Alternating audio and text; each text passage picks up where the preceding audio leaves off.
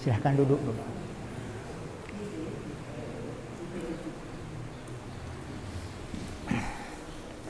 Assalamualaikum warahmatullahi wabarakatuh.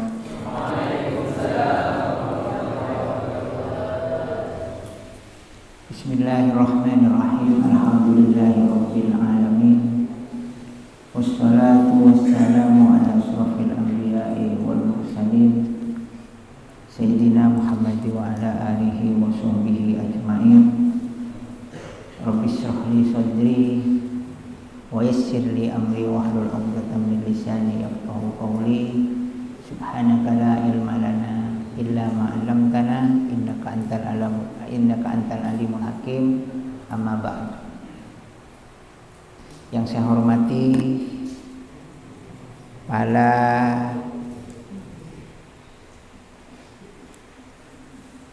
SMA Anokoyah beserta seluruh jajaran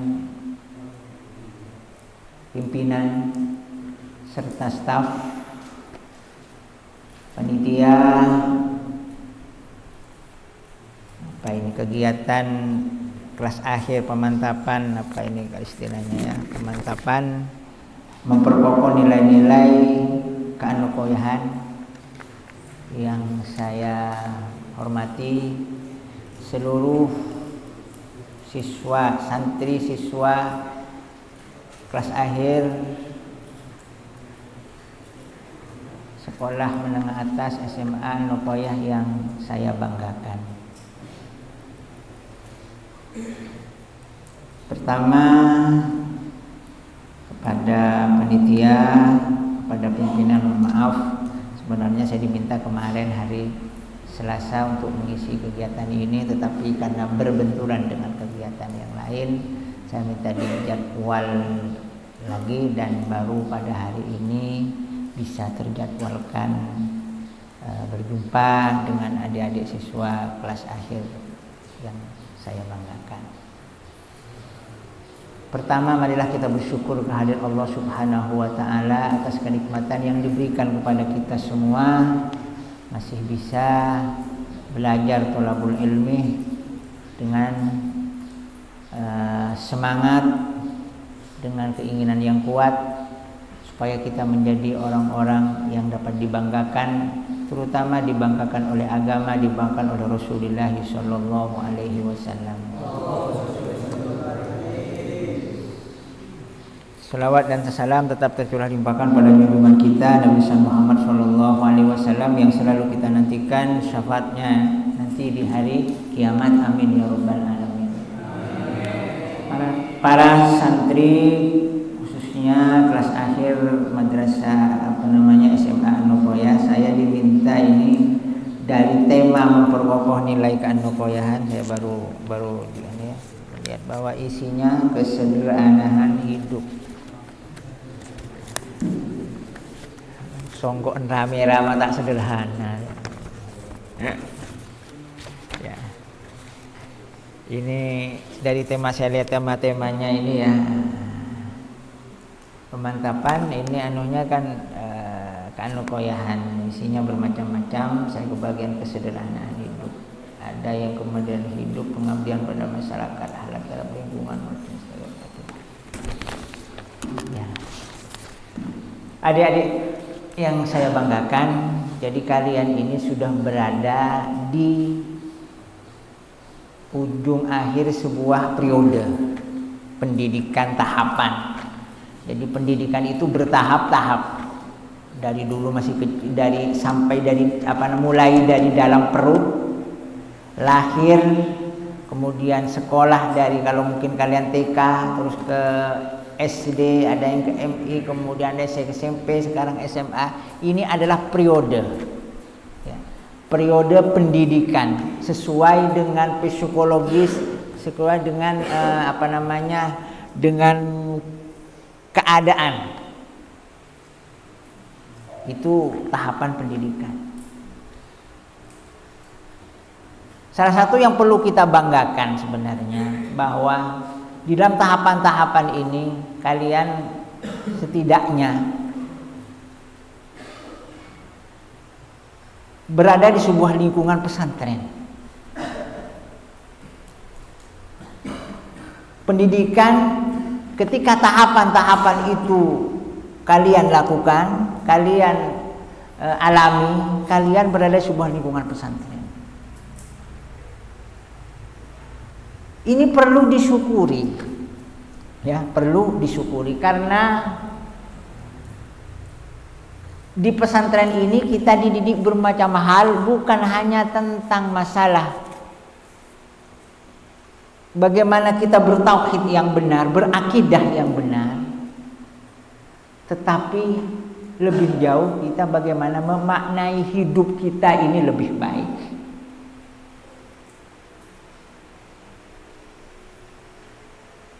Memaknai hidup kita lebih baik. Ini memang sederhana ya, kesederhanaan hidup. Saya akan mulai dari pola pikir kita. Pola pikir kita itu dimulai dari kita sebagai seorang santri. Apa? Dari keimanan, dari ketauhidan kita kepada Allah Subhanahu wa ta'ala. Jadi kita sebagai santri sudah jelas dididik dengan bermacam-macam kesederhanaan, iya, kebersihan, oke. Apalagi urusan ibadah, belajar, itu memang sebuah hal yang kewajiban yang kita harus lakukan. Tetapi bagaimana itu benar menjadi sebuah makna yang bisa menggugah kita untuk benar-benar melaksanakan, di sini yang penting. Kalian sebenarnya ada sebuah ujung kelas akhir di mana kalian akan melanjutkan pendidikan yang lebih tinggi. Ini pemaknaan ini saya kira memang tidak ada kata terlambat. Sebenarnya ini harus dari awal sebenarnya. Jadi memaknai hidup, memaknai eksistensi kita sebagai seorang hamba Allah. Ini kalau yang saya akan mulai.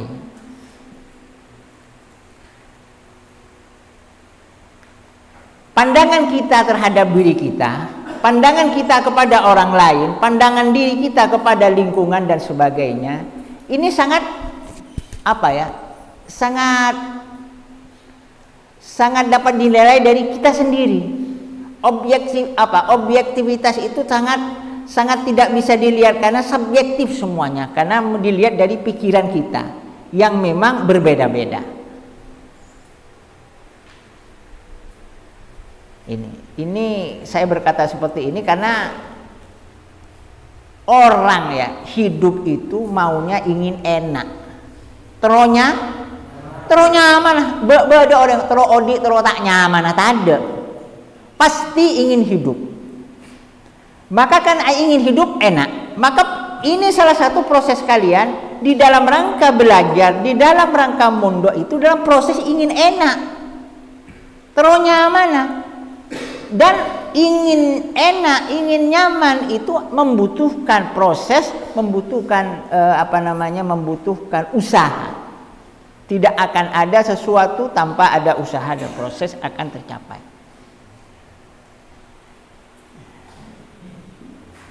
Ketika bicara tentang kesadaran hidup, orang akan berpikir bagaimana biasanya tentang perilaku kita di dalam berkehidupan ya. Makanya saya mulai dari yang ini. Kita maknai begini, bahwa kita sebagai seorang santri, kita sebagai seorang makhluk sosial, kita juga sebagai seorang hamba Allah. Ini harus dipahami sebagai diri kita. Karena kita sebagai makhluk, maka kita sangat terbatas di dalam segala hal. Nah, saya mulai dari tauhid ya, dimulai dari ketauhidan. Karena kita seorang hamba, kita ini adalah dimulai seorang yang sangat lemah. Sedangkan Allah sebagai Maha Pencipta, zat yang maha sempurna. Ini harus seperti ini yang kalian pikirkan. Jangan kita hanya pikir bagaimana sederhana hidup mun andi kese cok mubagdir. Karena kita harus melihat dulu siapa ya pemilik alam semesta ini. Siapa yang mengatur alam semesta ini? Dan kita sebagai makhluk hanya sebagai seorang hamba. Jadi Allah adalah Maha Pencipta yang maha sempurna. Karena sempurna, maka jangan persepsi kita adalah perspektif makhluk yang serba dengan ketidaksempurnaan. Contohnya begini, kalau ada orang kaya, maka kita akan melihat, wah, orang ini bahagia, orang ini senang. Persepsi kita akan seperti itu. Ketika kita melihat orang yang miskin, maka pikiran kita, orang itu melarat, orang itu susah. Ini persepsi kita, karena kita sebagai seorang manusia.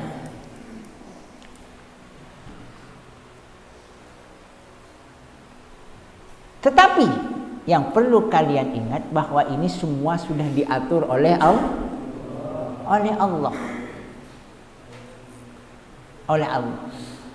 Allah sebagai yang maha sempurna menciptakan kita dengan akal pikir, memberi kita dengan akal pikiran supaya bisa membedakan mana yang baik dan mana yang buruk, mana yang jelek, mana yang baik. Itu dengan akal, taklif. Ya, dengan taklif ini. Itu yang ada pada manusia. Nah, pertanyaannya sekarang itu dulu. Mengapa kok ada orang kaya, mengapa ada orang miskin, mengapa ada orang berbahagia dan tidak berbahagia?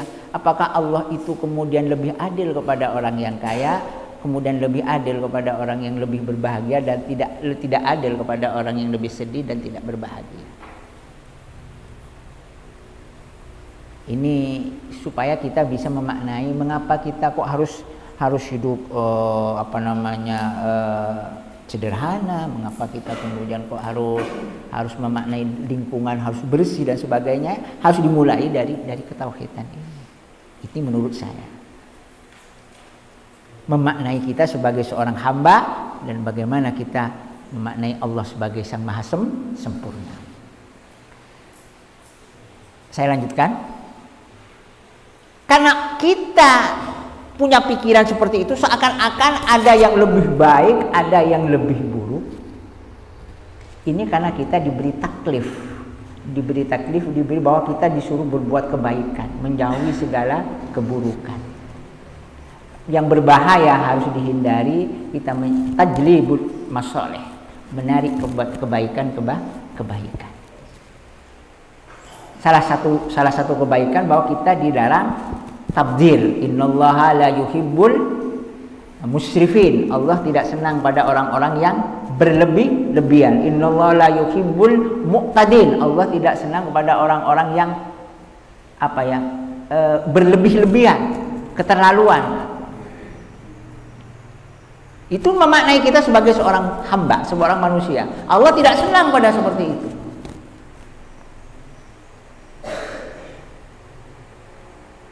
Karena kita seorang hamba yang dengan taklifnya disuruh memilih.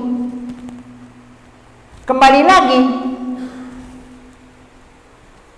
ketika kita bicara tentang masalah ekonomi, katanya di dalam ekonomi kan memang ada seorang itu sesuai dengan kebutuhannya. Jadi ada kebutuhan primer, sekunder, kemudian tersier dan sebagainya. Jadi itu tergantung dari kehidupan. Oh, itu menurut orang sederhana itu, iya sederhana menurut kita karena memang kita hidupnya dengan hanya bertani. Tapi bagi orang yang dapat uang jutaan sederhananya beda, takutnya punya pikiran seperti itu. Tapi pemaknaannya bahwa kita itu memang dilarang tabdir, dilarang berlebih-lebihan. Itu intinya ada di sana.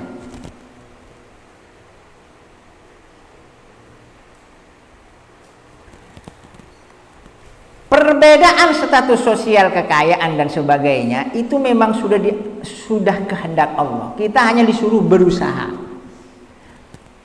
Kalau kita kemudian hanya melihat bahwa orang yang kaya yang pasti berbahagia, orang miskin tidak berbahagia, itu karena persepsi kita sebagai manusia. Bagi Allah sama semuanya. Karena apa? Bagi Allah cacing yang ada di dalam tanah ataupun ulat yang berada di pohon itu sama dengan gajah, sama dengan apa yang diciptakan oleh Allah. Itu menunjukkan kesempurnaan Allah. Sama semuanya. Tapi bagi kita melihat cacing merasa jijik, melihat kodok merasa jijik, tapi kalau melihat sapi eman agar bisa dipelihara. Ini peristiwa manusia karena sudah diberi akal taklif. Bagi Allah semuanya sama. Maka pengaturan Allah kepada kita sebagai seorang manusia, ini yang harus kita maknai. Maka Allah ketika memberi taklif ini ada hukuman kepada Allah, kita disuruh sholat sebagainya, kemudian Allah senang pada orang yang bersih, Allah senang pada orang yang dekat dengan. Ini karena kita supaya kita memaknai sebagai seorang hamba, sebagai seorang manusia yang kemanfaatannya akan kembali kepada kita, bukan kepada Allah. Oleh karena itu, kita di dalam hidup dalam hidup ini, maka harus memaknai kita sebagai seorang hamba. Kalau kita sekarang disuruh beribadah, jalankan ibadah sebaik-baiknya. Kalau kita disuruh melakukan hal yang baik, harus kita jalankan, karena kita diperintah untuk selalu berbuat kebaikan. Di pondok, di pondok kita diajarkan bermacam-macam hal, termasuk hal kesederhanaan, bahwa kita ini jangan seperti tak tampil. Kalau ini masih kadang-kadang sering dilanggar oleh santri. Santri kalau di sini di Bangsa Selatan dilarang membawa sarung yang mahal, yang harganya tinggi. Karena apa? Santri ini masih minta pada orang tua, belum bisa usaha sendiri. Status sosial orang usaha di rumah itu macam-macam sekarang. Ada yang tadi dikatakan lebih sulit ekonominya. Supaya pertama tidak terjadi seakan-akan ada perbedaan strata sosial masih di pondok. Kemudian lagi, kalau tidak menimbulkan hal-hal negatif, karena nyon sekolah kadang-kadang di pondok itu bila ada sifat-sifat yang tidak baik, maka muncul bisa saja kemudian barangnya dicuri, diambil oleh temannya karena merasa ini dan itu dan sebagainya. Maka sudah diajarkan di pondok, mari kita ini hidup ini sama. Di pondok santri itu sama semuanya. Tidak ada perbedaan. Tolabul ilm yang punya bapaknya kerja ini, yang ini. Kalau di pondok anaknya sama. Maka kita hidup sebagai makhluk sosial, kita hidup di dunia semuanya sama. Yang kaya miskin semuanya sama. Yang merasa tidak sama itu kan hanya dirinya sendiri, perspektif dan objek kita sebagai seorang manusia. Semua di hadapan Allah sama semuanya. Hanya yang tidak sama adalah bagaimana ketakwaannya. Yang tidak sama adalah keimanannya. Ini yang harus kita maknai. Maka kalau kita anggaplah di sini kalau tema-temanya akhlak terhadap lingkungan, ini sudah sebenarnya kewajiban kita. Karena kita sebagai makhluk yang ingin bahagia, salah satu caranya adalah bagaimana menjalankan taklif kita, dan kita merasa kalau bersih itu fakul, kita merasa senang, kita merasa bahagia. Tapi mengapa kok kadang-kadang mau bersih saja harus disuruh? Ini karena apa? Ada ketidaksinkronan psikologis kita, ketauhidan kita. Itu kalau menurut saya. Ketika kita disuruh sederhana, kalau kita mau memaknai hidup kita sendiri bahwa kita memang sebagai makhluk, untuk apa kita berlebih-lebihan, berlebih-lebihan yang tidak mau, dan itu juga akan merugikan kepada kita itu sendiri.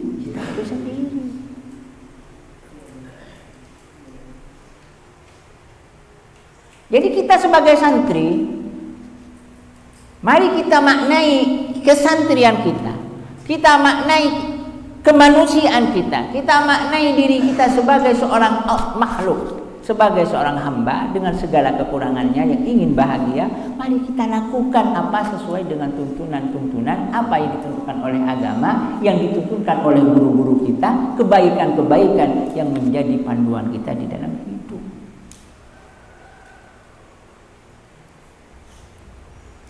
Maka di dalam agama Islam tadi dikatakan Allah tidak senang kepada orang yang berlebih-lebihan, karena Allah senang pada apa?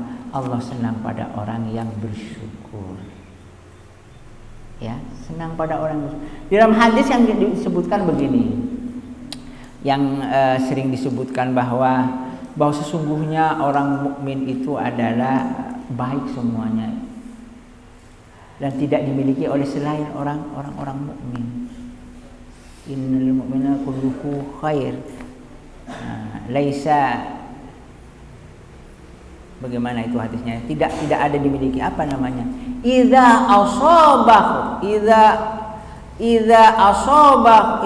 asabahu syarra syakara fahuwa khairul lah. Wa idza asabathu syarra sabara fahuwa khairullah. Orang mukmin itu apabila diberi kenikmatan syarra, ya, maka dia bersyukur. Ada kenikmatan sehat, kenikmatan rezeki, kenikmatan andi bekal. Tak tahu bekalan apa dulu. Sudah diidam-idamkan dulu, melelam sekarang terkabul lagi bekal, nikmat. Ya. Bersyukur. Idza asabathu darra, ketika ditimpa musibah, sabara. Bahwa tertimpa musibah, ditolak oleh ceweknya, sabar. Tertimpa sakit, sabar, bahwa khairullah, baik. Ini ciri-ciri orang mukmin. Jadi orang mukmin itu orang mukmin yang tangguh, syukur ketika merasa nikmat, sabar ketika tertimpa ujian atau musibah.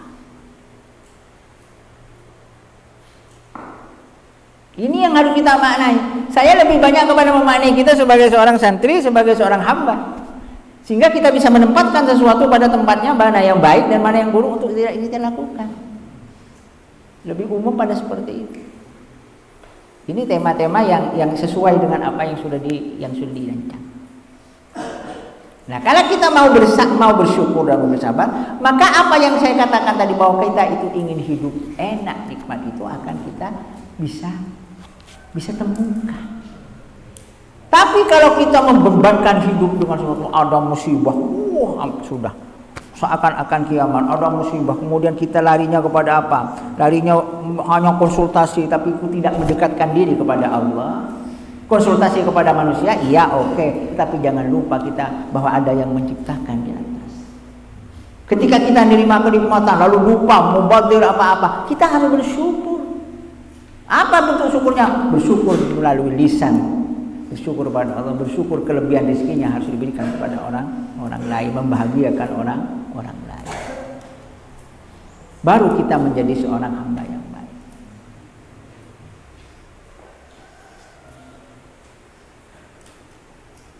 Jadi memaknai kita sebagai seorang hamba, seorang manusia. Adik-adik yang saya banggakan, jadi kalian mau melanjutkan pendidikan, saya tidak tahu lebih banyak kemana ini. Apa lebih banyak ke perguruan tinggi di luar atau di Anukoya, atau lebih banyak yang sudah ditunggu oleh calonnya? Saya tidak tahu. Tapi dimanapun kalian berada, makna esensi kalian sebagai santri, esensi sebagai seorang hamba, jangan sampai bergeser dari otak dan hati kalian.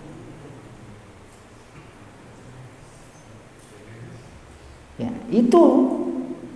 Sehingga apa? Kalian mau menjalani hidup, melanjutkan di mana saja, kalian terus berada pada jalannya. Saya santri An-Nukoyah, akan terus bagaimana prinsip Kiai An-Nukoyah. Begini, saya di pondok diajarkan untuk makan tidak yang mewah-mewah, berpakaian yang tidak mewah-mewah, dan seterusnya, berperilaku akhlakul kalimah yang baik, dan seterusnya. Itu perilaku. Kemudian ketauhidan kita dijaga, bahwa kita bertauhid al-sunnah wal jamaah yang An-Nukoyah pegang, dijaga terus. Ketika kalian sudah di mana, mengingat gurunya, mengirimkan Fatihah kepada orang tua, kepada bengesepo, kepada guru-gurunya, itu menunjukkan eksistensi kita sebagai seorang hamba. Maka kita itu sudah bisa memaknai diri kita sendiri sebagai seorang hamba, sebagai seorang santri. Maka perilaku kita juga akan tidak keluar dari apa yang menjadi menjadi tuntunan agama dan menjadi tuntunan dari para ini yang bisa saya tangkap dari dari materi bahwa kesederhanaan itu. Jadi kesederhanaan itu harus dimulai dari pikiran kita, dari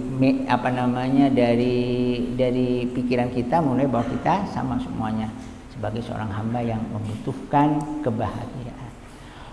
Saya baca-baca, kemudian saya juga dengar bahwa di luar negeri itu ada orang yang sudah jenuh dengan kekayaannya, karena semakin kaya orang itu semakin banyak yang diurus, gitu ya. Sehingga ada orang kemudian bagaimana seorang ingin memaknai hidup, kemudian orang itu melepaskan segala sesuatunya. Jadi semakin sedikit barang yang dia miliki, semakin sedikit urusan yang dia harus lakukan. Sehingga dia kemudian ingin hidup sederhana. Ada yang orang kemudian berusaha hidup ada di saking karena mereka lebih banyak bukan kepada Tuhan ya, bukan kepada bagaimana spiritual yang saya katakan tadi, kepada Allah. Jadi ada yang kemudian mencoba melepaskan seluruh kesibukannya, kemudian pindah ke suatu tempat yang sepi, hidup tanpa ponsel, tanpa apa, bagaimana kehidupan seperti itu. Ada yang sampai begitu. Karena ingin apa? Ingin senang. Kadang ruwet itu ya hidup di dunia kalau tidak dengan spiritual yang kuat. Kaya semakin banyak, hartanya di sana, hartanya di sini, harus diurus semuanya. Ruwet. Akhirnya ada orang kemudian harus ingin berbulan-bulan berada di tempat yang sepi, yang kemudian ada yang melepaskan ponselnya dan sebagainya. Sudah, ini urus semua. Saya ingin tenang diam di tempat yang sepi.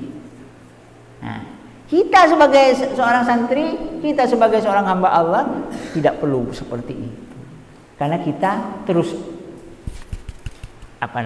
spiritual kita terus kita jaga, sehingga apapun yang kita hadapi, apapun yang kita kita temui itu harus berlandaskan dengan ketauhidan dan keimanan, sehingga kita menghadapinya tidak berlebih-lebihan. Sabar di dalam menghadapi ujian, bersyukur ketika kita menerima kenikmatan. Saya kira itu ya. Kalau waktunya di sini 1,5 jam apa yang harus saya? Jadi memaknai hidup dengan benar-benar bertauhid kepada Allah, Allah sebagai manusia, sebagai makhluk yang sempurna, kita sebagai makhluk yang banyak kekurangannya. Kalau kita kemudian berpikir ingin menjadi sempurna, tidak akan bisa. Wong melihat orang lain saja ngabas ruwa mak koton gandengan engkok bi orang ruwa. Koton sogan engkok bi ruwa urat sinan ruwa cobaan ruwa. Ini manusia.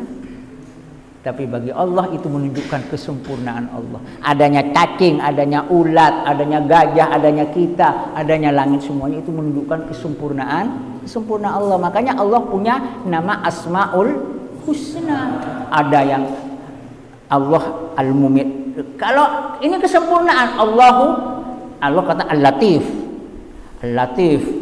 Ar-Razzaq. Tetapi dalam satu sisi Al-Mumit, Al-Mutakabbir, yang mematikan, yang maha mutakabbir, Al-Jabbar, yang maha memaksa. Loh, kalau manusia punya sifat ini jelek. Masa manusia punya sifat jabbar, suka menindas kepada, tapi bagi Allah itu kesempurnaan Allah. Jadi apa yang ada di dunia ini yang sering diistilahkan oleh para ulama manifestasi dari Asmaul Husna. Kalau tidak ada sifat Al-Jabbar, Al-Qahhar, tidak ada Fir'aun. Itulah katanya kalau orang dalam tasawuf. Kalau tidak ada Al-Jabbar, Ar-Razzaq, tidak ada Fir'aun, tidak ada siapa namanya? Tidak akan ada Abu Lahab. Padahal Abu Lahab itu sudah di dalam Al-Quran sudah tabbat yada Abi Lahab, sudah jelas, sudah jelek. Tapi mengapa Nabi Muhammad masih berdakwah kepada? Itu menunjukkan apa? Manifestasi bahwa Asmaul Husna ini ada di jagat raya. Tidak bisa kalau kita mengatakan Fir'aun itu jelek, kemudian Fir'aun Abu Lahab itu orang yang jelek, kafir. Tetapi dari manifestasi dari Asmaul Husna itu tetaplah hamba Allah. Ketika ada orang yang Ar-Razzaq, kemudian Allah Al-Latif, ada orang kaya. Tetapi dalam satu sisi Al-Qabid, Allah punya Al-Qabid apa? Menahan rizki. Jadi ada orang yang memang rizkinya lebih sulit. Karena apa? Manifestasi dari Asmaul Husna. Kalau tidak ada orang miskin berarti Al-Qabid itu nganggur. Allah punya sifat Al-Qabid, Asmaul Husna yang menahan rizki salah satunya. Jadi kalau orang kaya semua di dunia nganggur, Al-Qabidnya tidak berguna. Jadi Asmaul Husna diwujudkan di dalam alam semesta semua. Sehingga inilah menunjukkan kesempurnaan Allah. Jadi kaya, miskin semuanya, yang jelek menurut kita, yang tidak baik menurut kita, itu perwujudan dari Asmaul Husna. Maka kita kalau bertauhid yang baik, maka kalau kita yakin akan kesempurnaan Allah, maka kita sebagai manusia taklifi mencari jalan yang terbaik agar selalu dekat dengan Allah. Saya kira itu saja yang bisa saya sampaikan. Semoga ini bermanfaat bagi kalian dalam rangka menempa akidah kalian, ketauhidan kita. Jangan sampai kita hanya mengandalkan akal, ya. Jangan akal pikiran, tapi kedepankan ini Allah yang mengatur kita semua. Minta kepada Allah, ya, minta kepada Allah, segala sesuatu mintakan kepada Allah. Minta petunjuk kepada Allah, minta menjadi orang yang terbaik kepada Allah. Manusia hanya membantu, manusia hanya menolong. Maka kalian ini mau, ya ini yang terakhir saja. Jadi karena kalian memang ini banyak yang keluar apa banyak yang dianuko ya ini ya. Jadi akidah kalian harus dijaga ya, karena kalian bertemu nanti di perguruan tinggi akan belajar bermacam-macam. Kemudian yang ada di luar akan bertemu dengan orang-orang yang lain pemahaman, ya, lain pemahaman. Walaupun kadang-kadang sama-sama ahli sunnah wal jamaah, tetapi lain pemahaman. Ya, lain pemahaman. Di An-Nuqayah itu fikihnya Asy-Syafi'i, ya, ahli sunnah wal jamaah Asy-Syafi'i, bertemu dengan orang yang lain itu kita amaliyahnya tetap harus Syafi'i, menghargai, tetapi tetap harus kita konsisten dengan apa yang kita miliki di An-Nuqayah. Jadilah kalian bisa memilih mana yang baik dan mana yang buruk. Kata apa di dalam apa namanya ya? Di dalam kitab Bidayatul Hidayah ya, ini supaya kalian ketika mau berteman nanti, karena bertemu dengan orang-orang baru, nanti kalian ini berpisah, ada yang ada di perguruan tinggi bisa bertemu dengan orang teman itu, manusia itu ada tiga kan macam ya, ada tiga macam dalam Bidayatul Hidayah. Yang pertama masalul ghidha, seperti makanan. Apa kalau makanan dibutuhkan terus karena kebaikannya, sama guru kita butuh terus al-ghidha, orang yang baik kita, orang yang selalu memberi nasihat, itu ghidha. Kita butuh orang-orang seperti itu, guru yang membimbing dan sebagainya. Tapi ada dawa, masalud dawa, seperti obat. Obat itu dibutuhkan ketika hanya sakit. Itu dalam bidayah, kalau kalian tidak ngaji bidayah tak kira ketemu. Bidayatul. Ada masalud dawa seperti obat ketika dibutuhkan. Nah, itu ada teman yang seperti itu. Ada orang kita akan bertemu dengan itu. Oh, psikolog kita ketika dalam keadaan baru butuh psikolog. Nah, karena dalam kondisi tertentu. Ada apa? Masalud da seperti penyakit. Bagaimana? Waduh, ini harus dihindar semuanya ini. Oh, perilakunya membawa kita kepada kejelekan. Jangan kita berteman dengan orang yang seperti itu. Jadi carilah orang yang selain yang ketiga itu. Boleh cari yang kedua ketika kita mengalami hal-hal yang dibutuhkan, tapi jangan lupa yang pertama itu guru kita, orang-orang soleh itu harus terus menjadi orang-orang yang membimbing kita. Masalul tidak seperti makanan yang memang dibutuhkan sehari-hari. Saya kira itu dari saya. Mohon maaf jika ada kekurangan. Ini ada tanya jawab ada ya. Cukup ya? Cukup ya? Ya cukup. Semoga bermanfaat dari saya. Jika ada kebenarannya semuanya dari Allah Subhanahu wa taala, jika ada kekurangannya semua karena kekhilafan dan kedhaifan saya sebagai seorang manusia. Wallahu muwaffiq ila aqwamit thoriq. Doa ya. Ini minta doa, mudah-mudahan kita semua mendapatkan kuatnya iman, mendapatkan barokahnya seluruh para guru-guru kita, dan kita dimudahkan segala urusan bersama syafaatnya Rasulullah sallallahu alaihi wasallam. Bismillahirrahmanirrahim. Alhamdulillahirabbil alamin. Hamdan yuwafi ni'amahu yukafi mazidah. Ya Rabbana lakal hamdu kama yanbaghi li jalali wajhika wa adami sultanik subhanaka la nuhsi sana'an kama asnaita ala nafsik. Allahumma inna nas'aluka as-sihhata wal afiyata fid dunya wal akhirah. Allahumma ahsin akibatana fil umuri kulliha wa ajirna min fid dunya adzabil akhirah. Allahumma nas'aluka as-sihhata wal afiyata fid dunya wa Allahumma ahsin akibatana fil umuri kulliha wa ajirna min fid dunya wal akhirah. Allahumma nas'aluka ilman nafi'an wa amalan mutakabbalan wa rizqan halalan wasi'an mubarakan fihi bukratan wa asila. Allahumma aqsim lana min khashyatika ma yahulu baina wa baina ma'asik wa min ta'atika ma tuballighuna bihi jannatak wa min al-yaqini ma tuhinu bi alaina masa'ibad dunya wa matina bi asma'ina wa absarina wa quwwatina ma hayatana waj'al waritha minna wa salana ala man zalamana wa ansurna ala man adana wa la taj'al musibatana fi dinina wa la dunya akbar hammina wa la mabna ilmin wa tusna ila min wa la mazidna wa la tusna wa qina wa la tina wa tina wa tu'anna. Allahumma jammilna bisyahwatina wa taqwa wal istiqamah wa aidina min mujibatin nadamah ya arhamar rahimin. Rabbana zalamna anfusana wa illam taghfir lana wa tarhamna lanakunanna minal khasirin. Allahumma ighfir lana wa li auladina wa immatina wa jadahina wa amina wa amina wa amatina wa khalina wa masyayikhina masyayikh mahdan nuqaya khususan ke syarqawi wa sanina syayyiman ya abdus sajjad bi syarqawi bi syarqawi bi syarqawi wa hadan.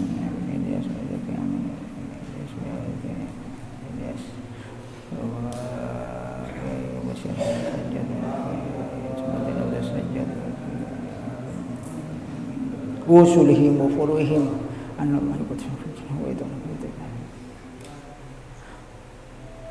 Rabbana hab lana min azwajina wa dhurriyyatina qurrata a'yun waj'alna lil muttaqina imama. Allahumma ij'alna wa auladana wa talamidana wa ahli baitina min ahli al-ilmi wal khair wa la taj'al wa ayyuhum min ahli syarri wad dayar innaka ala kulli shay'in qadir. Rabbana atina fid dunya hasanah wa fil akhirati hasanah wa qina adzabannar. Subhana rabbika rabbil izzati amma yasifun wa salamun alal mursalin walhamdulillahi rabbil alamin. Rabbana taqabbal du'ana bisirril Fatihah. Alhamdulillahi rabbil alamin arrahmanir rahim maliki yaumiddin. Iyyaka na'budu wa iyyaka nasta'in ihdinas siratal mustaqim siratal ladzina an'amta 'alaihim ghairil maghdubi 'alaihim waladdallin. Amin. Wassalamualaikum warahmatullahi wabarakatuh.